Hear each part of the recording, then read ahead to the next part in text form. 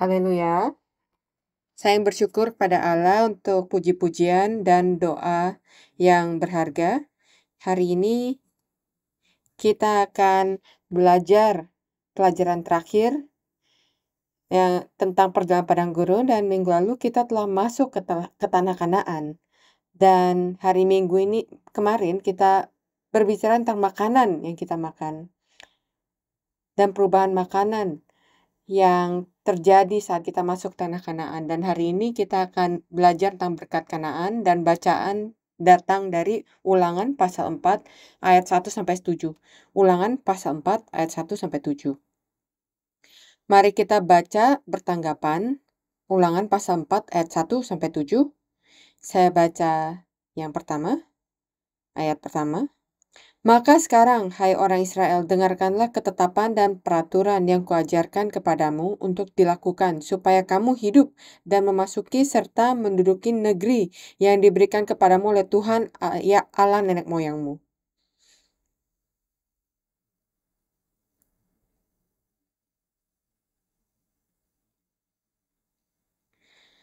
Matamu sendiri telah melihat apa yang diperbuat Tuhan mengenai Baal Peor, sebab Tuhan Allahmu telah memunahkan dari tengah-tengahmu semua orang yang mengikuti Baal Peor.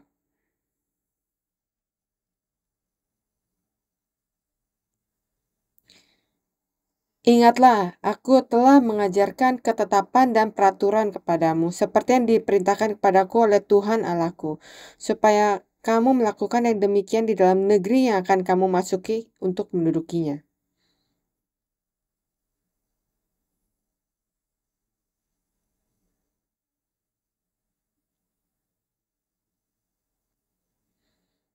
Bersama-sama, sebab bangsa besar manakah yang mempunyai Allah yang demikian dekat kepadanya seperti Tuhan Allah kita setiap kali kita memanggil kepadanya.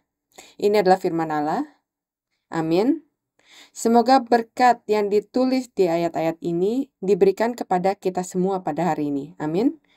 Tanah Kanaan adalah tanah yang dijanjikan oleh Allah kepada Abraham, Ishak, dan Yakub. Dan kemudian kepada bangsanya, bangsa Israel, itu adalah tanah perjanjian. Kita sebut ini sebagai tanah perjanjian. Itulah tanah yang diberkati, yang mengingatkan kita pada Taman Eden. Taman Eden itu adalah tanah perjanjian diberkati yang dipersiapkan untuk umatnya. Tapi karena dosa, maka umatnya tidak dapat tinggal di dalamnya, tapi malah ditinggali oleh orang-orang yang salah. Sama seperti tanah Kanaan, orang yang salah tinggal di tanah itu, bahkan namanya juga salah.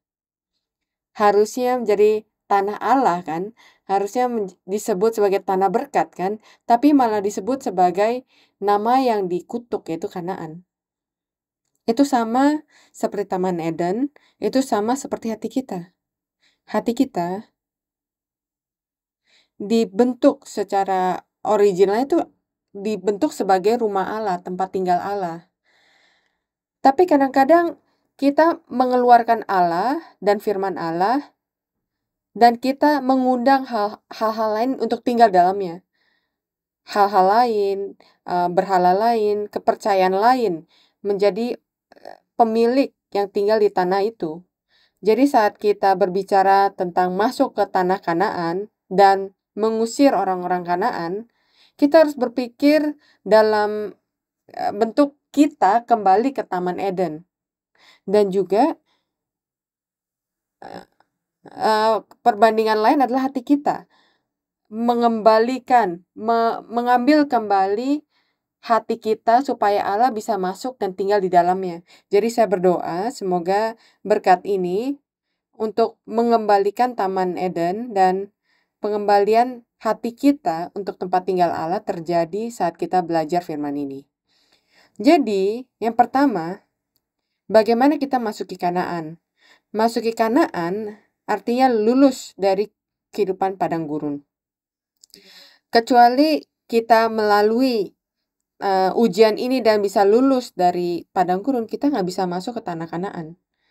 Jadi pertanyaan yang harus kita tanya pada diri kita sendiri, Apakah kita siap untuk lulus dari padang gurun? Jadi bagaimana cara kita bisa lulus? Kamu pernah ambil tes kelulusan nggak? Pernah nggak? Ya, kalau di Singapura sebut ini PSLA. Atau kalau di Indonesia mungkin UAN ya. Saya nggak tahu kamu harus ambil tes itu karena saya pikir kalau kita lulus kelas itu kita udah bisa lewat, udah bisa lulus. Tapi se- tapi kelas saya yang terakhir ini mengajarkan saya harus ambil tes sebelum saya bisa lulus. Ini sangat mengejutkan. Jadi apa kamu siap kalau Allah memberikan ujian kepada kamu supaya kamu bisa lulus dari padang gurun? Apa kamu siap untuk lulus? Jadi apa yang dipelajari bangsa Israel di padang gurun? Saya telah menyimpulkannya ke dalam beberapa hal, tapi ke dalam 3 hal. Sebenarnya lebih, tapi saya bagi ke dalam 3 hal. Yang pertama adalah buang semua keterikatan pada masa lalu. Bilangan pasal 14 ayat 2-4.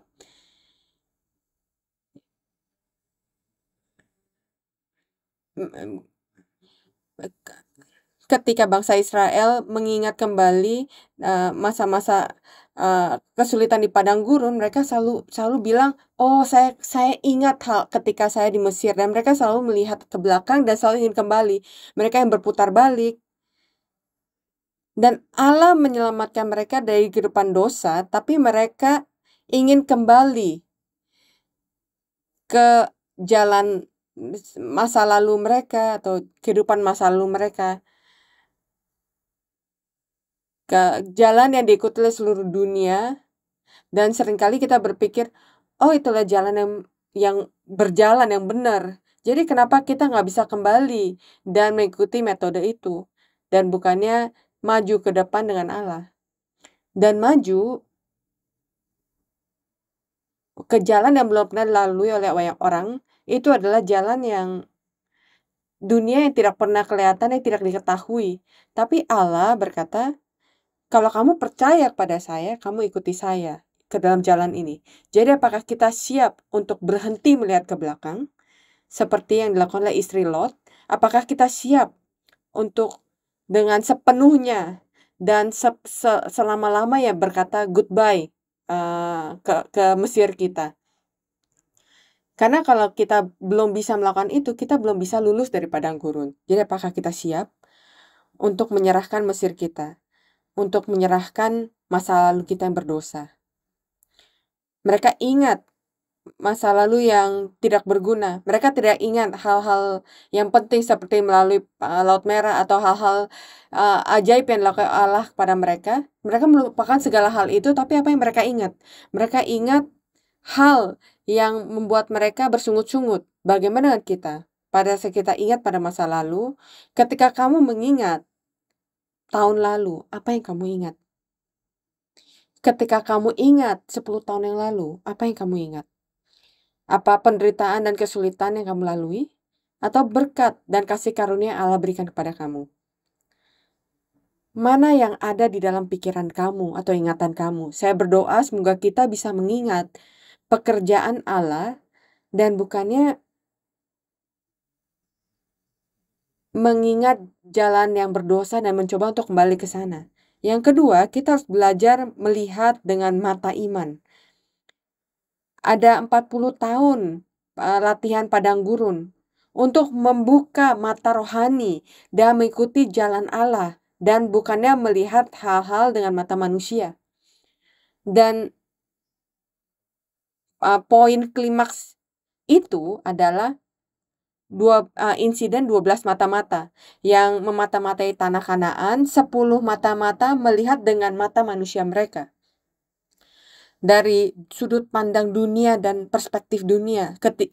Sedangkan Yosua dan Kaleb bisa melihat dengan mata Allah, dengan mata iman. 10 mata-mata hanya melihat ukuran fisik dari orang-orang Kanaan dan mereka ketakutan. Yosua dan Kaleb mengingat janji Allah. Jadi satu perbedaan besar yang kita pelajari adalah untuk 10 mata-mata, bangsa Kanaan kelihatan seperti raksasa dan mereka seperti apa? Kelihatan seperti apa? Seperti kumbang kan? Belalang. Ya. Tapi untuk Yosua dan Kaleb yang melihat hal-hal berdasarkan mata Allah atau mata iman, apa yang mereka lihat? Mereka tidak melihat diri mereka seperti belalang, tapi mereka lihat orang-orang itu sebagai makanan mereka, roti mereka, ya kan? Jadi kita harus belajar untuk melihat segala hal dengan mata iman. Lebih lagi saat kita hidup di dunia ini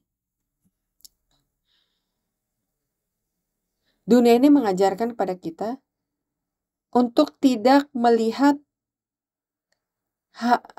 hal-hal dengan mata iman. Dunia ini mengajarkan kita untuk lebih praktis.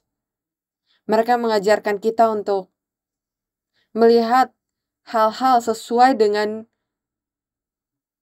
realitas dunia. Dan seringkali kita ketakutan untuk mengambil langkah iman. Seringkali kita takut untuk melakukan sesuatu dengan iman.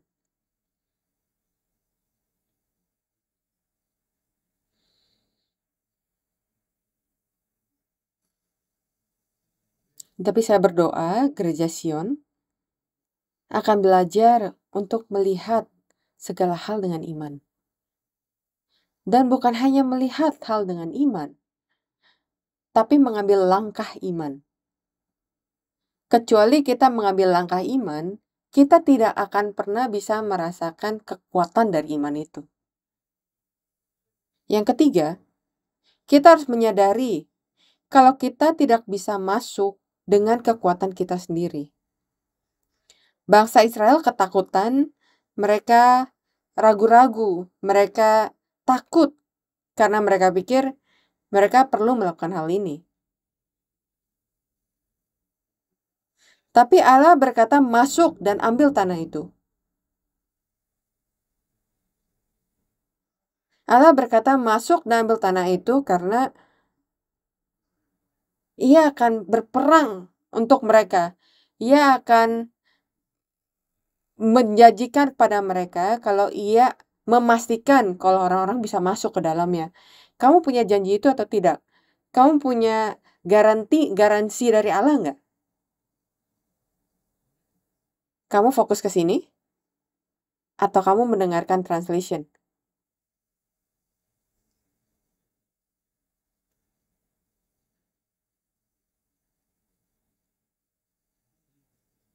Saya tahu kamu mengerti bahasa Mandarin, tapi kamu juga harus mengerti saya di sini.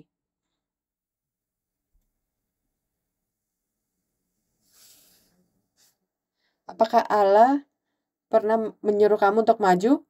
Apakah pernah ada aspek dalam hidup kamu ketika Allah ingin kamu maju dan mengambil kepemilikan dan tidak takut? Tapi kita malah ragu-ragu karena saya pikir saya harus melakukan ini. Saya pikir saya tidak punya kemampuan untuk melakukan ini. Saya pikir kalau saya melakukan ini, saya pasti mati. Saya nggak berbicara tentang meloncat dari gedung tinggi. Saya nggak berbicara tentang hal-hal yang salah. Saya berbicara tentang berjalan masuk ke dalam iman. Saya berbicara tentang melakukan hal yang kita tahu. Saya tahu kalau saya akan mendapatkan berkat. Satu contoh yang kecil adalah apakah saya harus ikut retret Gereja Sion atau enggak ya? Saya tahu kalau saya pergi saya akan diberkati. Tapi retret Gereja Sion kan mahal. Tapi saya nggak tahu apakah schedule saya itu mengizinkan atau enggak. Tapi kalau saya menghabiskan liburan saya untuk ini, saya nggak bisa menggunakannya untuk keluarga saya.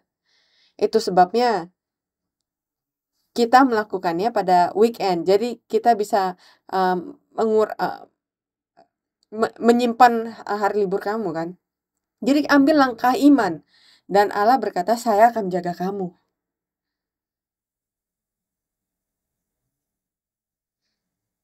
Jadi bukan komite retret yang menyuruh saya memberikan promosi di sini, tapi ini hanya contoh. Tapi ada banyak cara lain dalam kehidupan iman kita. Kita selalu memiliki masalah di rumah, di tempat kerja. Allah berkata kepada kita, kamu memiliki sesuatu yang orang lain tidak punya. Kamu memiliki sesuatu yang bangsa Kanaan tidak punya. Kamu punya saya untuk menopang kamu. Gunakan saya. Gunakan saya sebagai kekuatan yang menopang kamu. Dan saya berdoa anggota gereja Sion bisa merasakan atau mengalami kekuatan itu. Allah, ketika bangsa Israel masuk tanah Kanaan, ia mengirimkan lebah. Siapa yang bisa bayangkan? Kita pikir drones. Sekarang mereka menggunakan drone ya, yang datang ketika tentara itu lewat. Dan drones menurunkan bom. Saya pikir lebah-lebah ini seperti teknologi tertinggi drone yang dikirimkan oleh Allah untuk menghancurkan bangsa-bangsa Kanaan bahkan sebelum mereka masuk ke tanah itu. Jadi saya benar-benar berdoa kalau Allah akan mengirimkan lebah di depan kamu. Yang kedua, poin kedua, jadi sekarang saat kita masuk ke tanah Kanaan, apa yang harus kita lakukan? Ketika Allah memberikan kita berkat untuk maju, Allah memberikan Israel berkat untuk melewati Yordan, menghancurkan Yeriko untuk apa? Allah memberikan bentuk Taman Eden, menaruh Adam di sana untuk apa? Jadi ketika Allah menaruh umatnya di sana, ada pekerjaan, ada tujuan. Alasan kenapa Allah menaruh kamu di gereja Sion, alasan kenapa Allah menaruh kita di Singapura, saya percaya kita ada alasan, ada tujuannya.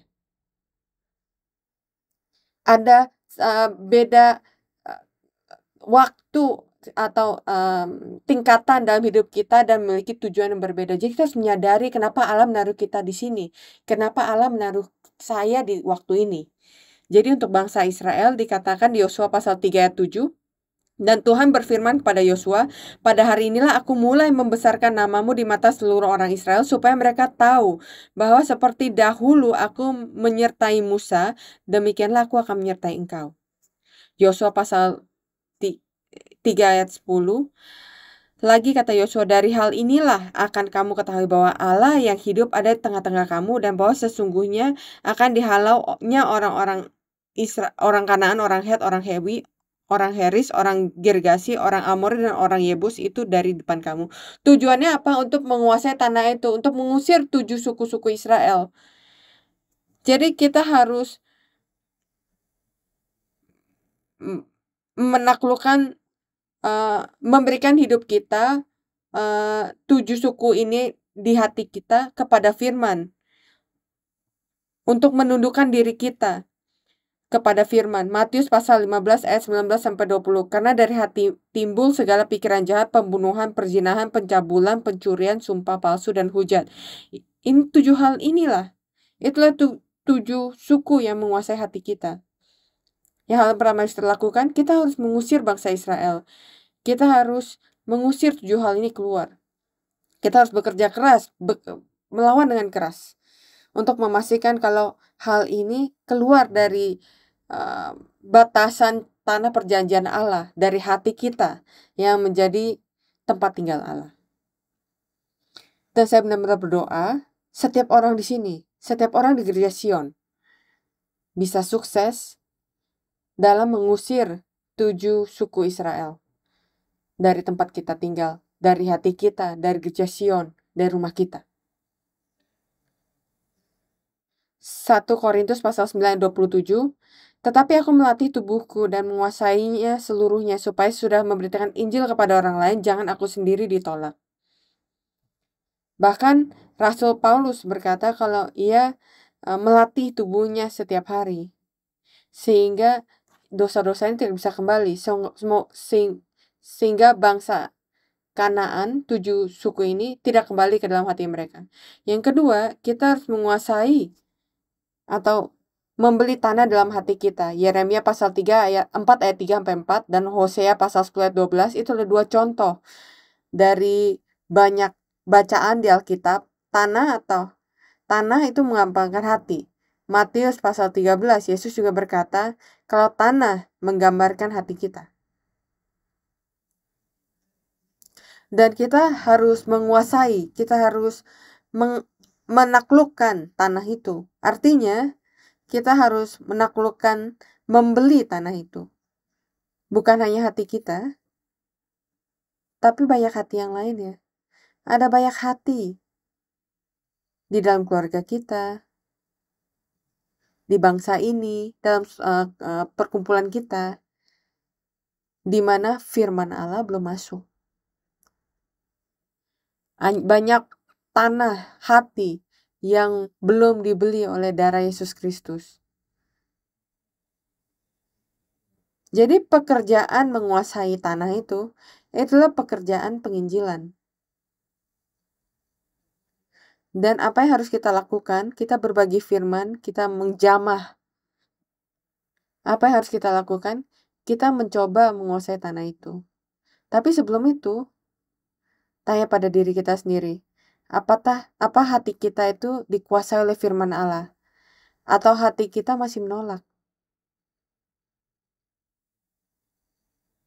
Dan saya berdoa, ketika hati saya benar-benar dikuasai, maka kita bisa memperluas tanah ini dengan penginjilan, dengan menjamah, dengan pekerjaan misi, dengan berbagi sukacita kita dengan keluarga kita, teman kita. Yang terakhir, ketiga, berkat yang diberikan kepada mereka yang menaklukkan Kanaan. Akan ada berkat. Berkat yang ditemukan di tempat mereka berkemah di Kanaan. Yang pertama, mereka berkemah di Gilgal, di mana merasa malu atau dosa dihilangkan. Berkat Gilgal yang pertama berdasarkan Yosua pasal 5 ayat 2-9 itu adalah sunat. Apa yang mereka lakukan di Gilgal? Allah menyuruh mereka untuk disunat. Sunat itu adalah membuang darah yang mati. Itu adalah pertobatan dan pembaharuan. Segala dosa bukan hanya di Mesir, tapi yang juga dilakukan di padang gurun. Segala sesuatu dihilangkan dan diperbaharui. Sunat juga menunjukkan kamu sebagai umat pilihan Allah. Jadi ini adalah pembaharuan saat kita masuk ke tanah Kanaan. Di tanah perjanjian Allah berkata, sekarang kamu adalah umatku, tinggal di tanahku, dan kamu memiliki tanda milikku. Di Wahyu ini seperti menerima materai Allah. Jadi saya berdoa kita menerima materai dari Allah melalui firman dan Roh Kudus. Hal kedua yang terjadi di Gilgal adalah mana berhenti, dan kita telah belajar dan membahas tentang hal ini di hari Tuhan kemarin. Jadi mana berhenti ketika mereka makan hasil panen pertama mereka dan mereka memberikan persembahan syukur. Itu adalah makanan untuk orang-orang dewasa. Makanan untuk mereka yang siap untuk berperang untuk menaklukkan tanah itu. Jadi identitas yang baru, materai rohaniah yang baru dari Allah, dan kedewasaan dan perkembangan, dan Yosua diberikan tugas yang baru. Dan Allah menghentikan matahari untuk Yosua. Dan saya berdoa sekarang, saat kita menjadi dewasa secara rohania dan masuk ke tanah perjanjian, kita juga diberikan tugas yang baru. Dan kita bisa mengalami mukjizat seperti itu ketika Allah menghentikan matahari. Allah membentuk seluruh dunia untuk membantu kamu. Ya, tempat kedua di mana mereka berkemah itu adalah Silo. Itu adalah tempat peristirahatan.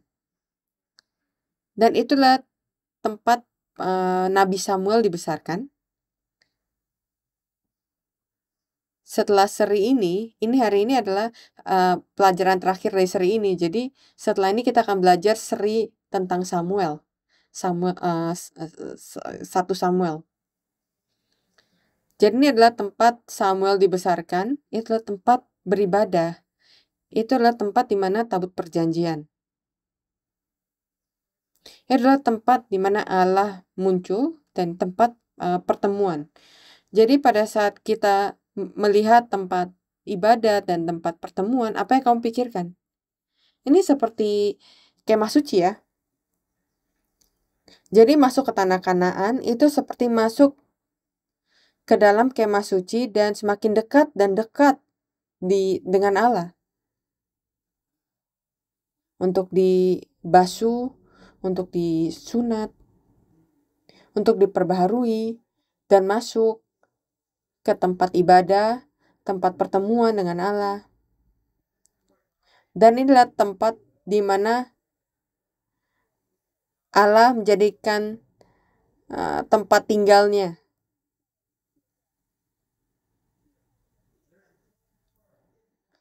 Tidak ada ketidakstabilan atau ketidakamanan. Itu adalah tempat di mana kamu nyaman dan aman untuk bertemu dengan Allah. Dan itulah tempat di mana tabut perjanjian. Tempat keberadaan Allah dan rumah Allah. Di Kejadian pasal 49 ayat 20. Melalui berkat yang Yakub berikan pada Yehuda, kita tahu kalau Silo adalah tempat kedatangan kedua, Allah yang kedua. Itulah tempat permulaan yang baru. Saya berdoa gereja Sion menjadi tempat seperti itu. Untuk banyak orang yang datang ke tempat kudus ini, ke dalam gereja ini, semoga mereka menemukan permulaan yang baru. Dan untuk kita juga, semoga ini menjadi tempat di mana Allah akan kembali. Yosua pasal 18 ayat 10, Yosua membuang undi dan membagikan sebagian tanah kepada suku-suku. Ini adalah ketika hadiah yang besar diberikan. Dan tempat yang terakhir adalah Sikem. Sikem adalah tempat Abraham mendirikan mezbah pertama kali di tanah Kanaan. Ketika mereka pertama kali masuk ke Kanaan, tanah perjanjian, yang membentuk mezbah Allah. Dan ini seperti kembali ke tempat awal. Kembali ke Taman Eden. Ketika ibadah pertama terjadi. Kejadian pasal 33 ayat 18-22, ini di mana Yakub bertekad untuk melayani Allah. Dimulai lagi dengan pertobatan. Sikem adalah asal tempat permulaan. Itulah tempat Yosua menyampaikan khotbah perpisahannya dan pemberkatan yang diberitakan di Gunung Gerizim. Jadi kesimpulan, berkat yang diberikan kepada mereka yang masuk Kanaan adalah berkat yang diberikan dalam Kejadian pasal 1 ayat 28 ketika Allah menaruh Adam di Taman Eden. Jadi Allah menaruh Adam di Taman Eden dan memberikannya berkat. Itu sama seperti Allah menaruh keturunannya bangsa Israel di tanah Kanaan dan memberikan mereka berkat. Dan saya berdoa kalau Allah akan menaruh kita di langit dan bumi yang baru, di Yerusalem baru dan Sion, dan memberikan berkat yang sama. Kejadian pasal 1 ayat 28, Allah memberkati mereka, lalu Allah berfirman kepada mereka, beranak cuculah dan bertambah banyak, penuhilah bumi dan taklukkanlah itu, berkuasalah atas ikan-ikan di laut dan burung-burung di udara dan segala binatang yang merayap di bumi. Berkat seperti apakah ini? Ini kedengarannya seperti ini seperti banyak tanggung jawab baru, bukannya berkat ya. Ini adalah hal yang Allah ingin mereka lakukan. Kita pikir kalau kita pergi ke surga udah gak ada kerjaan lagi. Amin. Haleluya. Haleluya. Saya minta maaf untuk berkata kalau di surga Allah memiliki banyak hal yang harus kamu lakukan di sana. Tidak ada pensiun. Tapi sekali lagi itu akan pekerjaan dengan penuh sukacita, pekerjaan tanpa kekhawatiran, pekerjaan tanpa kematian dan penyakit. Jadi karena inilah pekerjaan tanpa penyakit, maka nggak ada MC lagi ya. Atau cuti sakit. Pekerjaan tanpa kematian artinya tidak ada pensiunan. Tapi ini seperti berkat yang kita lihat. Allah menjanjikan gereja, 7 gereja di kitab Wahyu. Ya, berkata siapa yang bertelinga, hendaklah ia mendengarkan apa yang dikatakan Roh kepada jemaat-jemaat. Barang siapa menang, ia akan kuberi makan dari pohon kehidupan yang ada di taman Firdaus Allah. Ayat 11, Wahyu pasal 2 ayat 11. Siapa bertelinga, hendaklah ia mendengarkan apa yang dikatakan Roh kepada jemaat-jemaat. Barang siapa menang, ia tidak akan menderita apa-apa oleh kematian yang kedua. Ayat 17, siapa bertelinga, hendaklah ia mendengarkan siapa yang dikatakan Roh kepada jemaat-jemaat.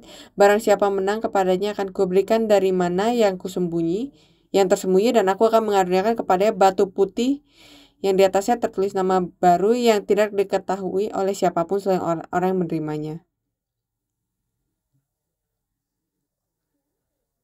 Wahyu pasal 2 ayat 26-29. Dan barang siapa menang dan melakukan pekerjaanku sampai kesudahannya, kepadanya akan kukaruniakan kuasa atas bangsa-bangsa, dan ia akan memerintahkan kepada mereka dengan tongkat besi.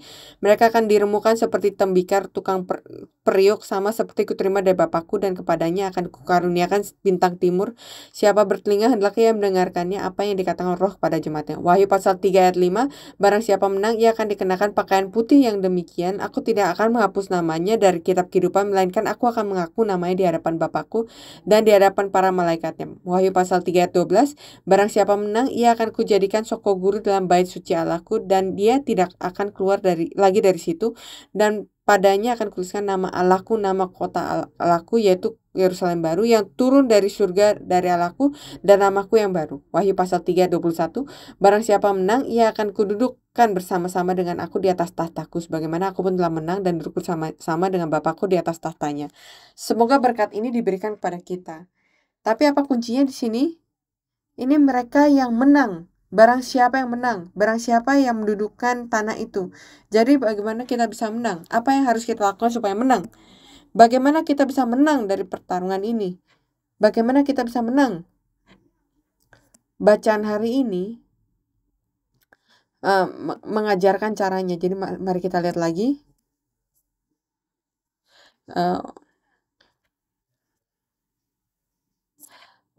Ulangan pasal 4 ayat 7.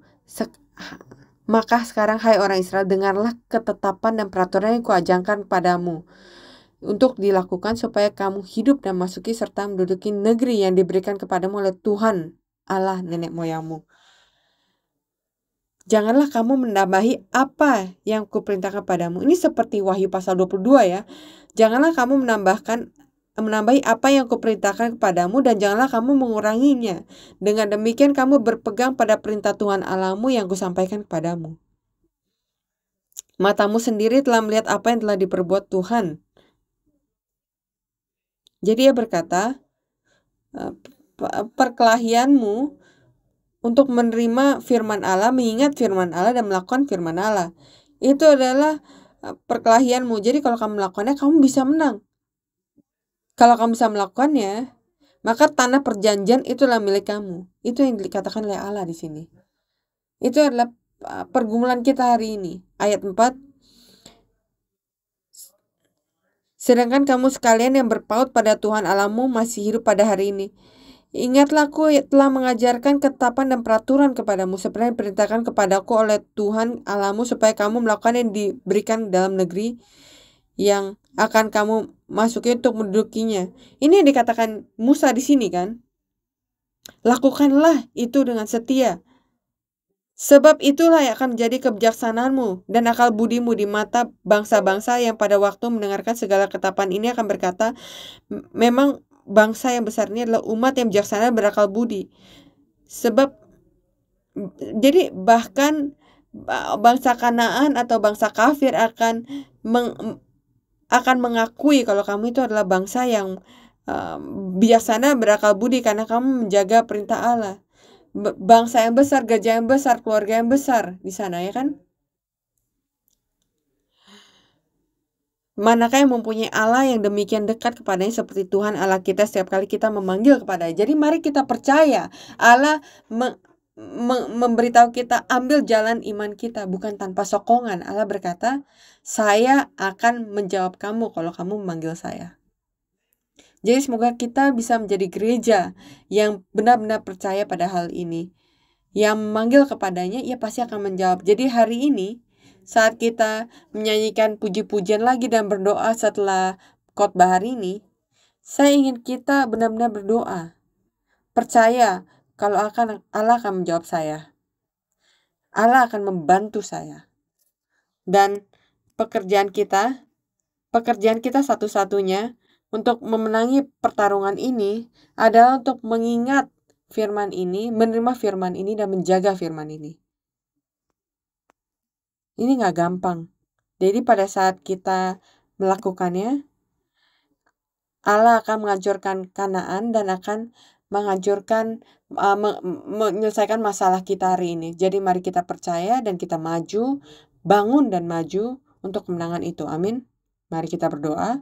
Allah Bapa, kami bersyukur atas berkat-Mu, kami bersyukur atas janji-Mu, dan kami bersyukur Bapa untuk memberitahu kita kalau Engkau di sini untuk menjawab panggilan-Mu. Kami memanggil-Mu, kami memanggil nama-Mu. Jadi tolong dengarkan tangisan kami, dan kami percaya dan berdoa Kau akan semakin dekat dengan kami dan menjawab tangisan kami malam ini saat kita memanggil nama-Mu. Dan Bapa, saya percaya kalau Engkau telah mempersiapkan tanah yang berharga ini, tanah perjanjian ini, langit dan bumi yang baru untuk jemaat-Mu Zion. Jadi semoga gereja ini menjadi tempat keberadaanmu. Semoga gereja ini menjadi tempat firman-Mu diproklamasikan. Semoga gereja ini bisa menjadi tempat di mana jemaat-Mu bisa diperbaharui. Bapa, kami perlu kekuatan lebih. Kami perlu kekuatan kita diperbaharui. Iman kita diperbaharui. Iman kita dibangkitkan sekali lagi. Tolong bantu kami. Kami bersyukur atas kasih karunia-Mu. Dalam nama Yesus kami berdoa dengan penuh rasa syukur. Amin. Mari kita bersyukur pada Allah.